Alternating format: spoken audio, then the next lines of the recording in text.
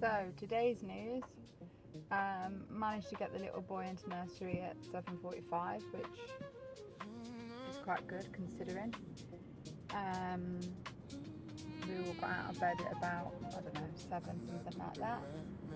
Then spent the morning for the last whatever, since then, hour, searching for May procession flowers for Our Lady of the Wayside, or I don't know what she's called, wait a minute, Our Lady or something, Jesus' mother, whatever.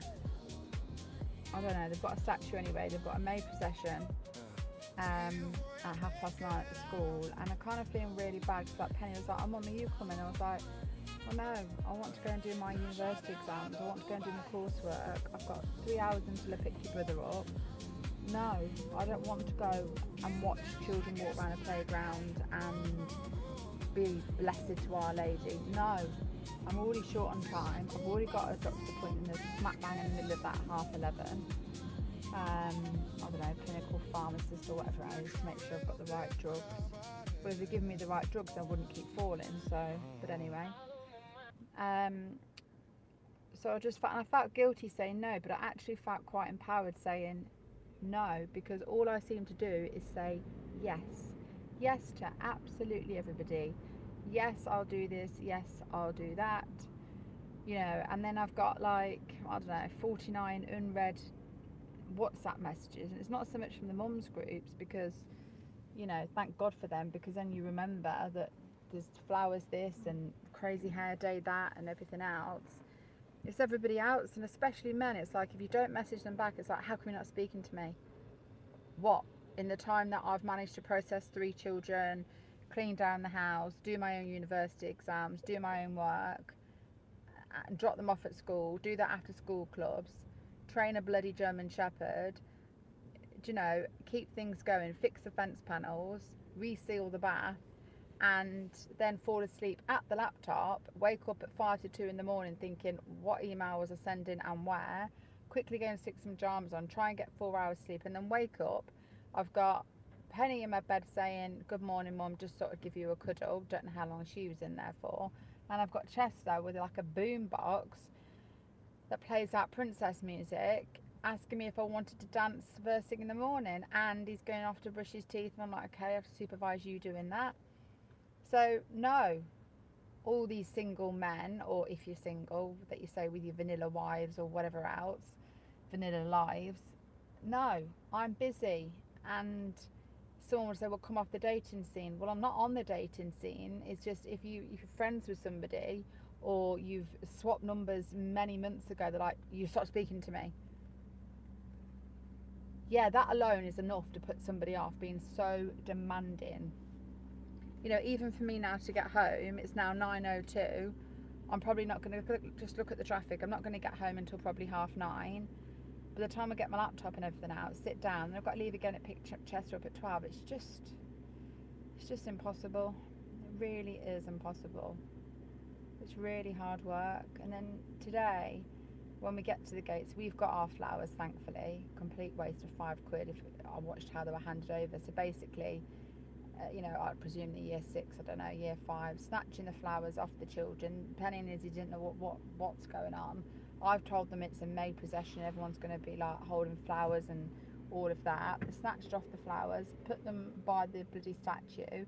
Then I've got a little boy who's in Izzy's class. Mummy obviously forgot to get some flowers. I'm not surprised. She's trying to work and she's trying to process children and everything else. He's now refusing to go into school, breaking his bloody heart.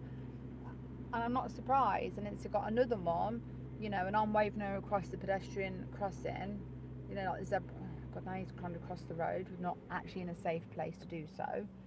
I've got another mom that, I know the child, so I waited at the zebra crossing. I've got people beeping behind me because I'm allowing a mother that I know well, and even if I didn't know her well, the little boy's at the pedestrian crossing, he could at any minute get on that balance bike and off he pops across the road without the mum. And it's like, people are beeping behind to keep going. No, children and safety first. They're all cutting the grass. I'd rather do a bloody job like that. Then again, probably end up on the road if I was on one of them. Look at it. Jesus, how do they do that? Back and forth and everything. It smells nice, cut grass. Anyway, I wish you could see them. He's having a right right good life. Look, he's loving life. You might be able to see him now in the corner. See, there's McDonald's in the corner. There he is. Anyway, so the poor little boy, you know, the other mum that I let pass on the road is trying to share out her flowers. He don't now want the flowers because, you know, they're roses. Got another little boy at the door, you know, the gate's swinging off. The head teacher, I can name him because obviously it's public knowledge, Mr. Haney, he's thinking, look, this is my last term or whatever it is. I don't know, he's leaving, so get me out of here. What's going on? And then, you know, my girls are walking off thinking, what on earth? We're racing around Tesco, Sainsbury's, the lot, as they're looking for flowers. They get snatched off us, they're dumped down. No one's got any recognition that, you know, you took the time to do it. I'm in Sainsbury's seeing all the other mums with the blue uniform on when my kids go to school thinking, what we're supposed to get? If you're going to get cut flowers, they're going to die. So what is the point? I may as well put the £5 next to the statue to just rot away. But anyway, it's a faith school and that's what they choose to do and that's what they choose to spend. I'd rather have donated it to the PTA so they can raise money for laptops or musical instruments or new textbooks or something like that, or comfier seats, I don't know, better carpet or some whiteboard pens for the teachers so they haven't got to use their own money, you know, or notebooks or a calendar or something for the children, for the teachers, because we all know the teachers are buying it for themselves, because I did it for many years, since 2012. No bloody resources for anything. So overall, I feel guilty not going to the 9:30 procession. But now look, I'm even stuck in traffic here, so I'm getting nothing done myself. It's freezing cold. I don't want to walk around the playground. I want to get some work done. My first part of my barrister training finished on the 20th of June. So I've got to get my exams sorted. I've got to finish off paying whatever it is, X amount of thousand for the course today. You know, I'll phone the nursery and see if my little boy can stay a bit longer, and she'll say no. Because there's no availability, and I'm like, it's just hard work, it just really is. And then, you know, I've got an ex-friend emotionally loading me last night, like, you know, for example, he was like, if I've ever called you, I don't know, let's just use the word SLUT, then prove it. And it's like, and he goes, and I'll hold myself account. And I was like, really? Okay, perfect.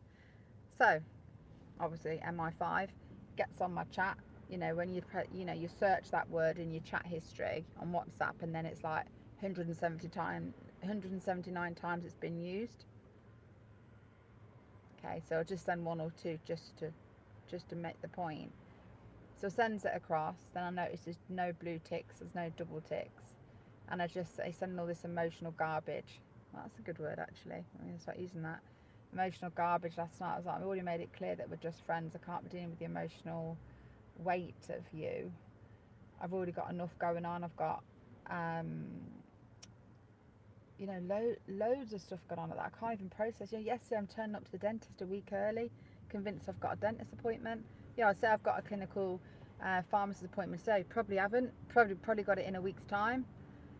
You know, and the emotional weighing down from some people. I've even had to put on WhatsApp, will not respond, too busy, as my status.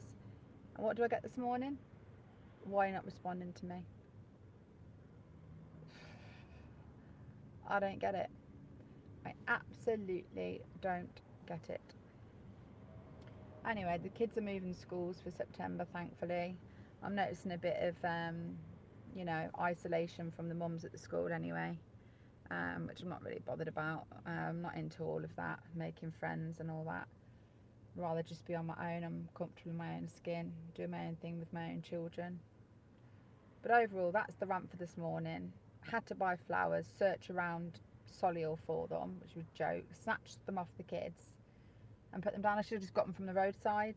A, free. I think that's illegal actually to take flowers from the roadside. I'm not sure. I need to research it. And B, no one really cared anyway. And it was quite distressing just watching that boy without the flowers, knowing that actually he didn't really even need the flowers. You know, and there's lots of parents that don't conform and say, no, we're not doing it. It's like crazy hair day.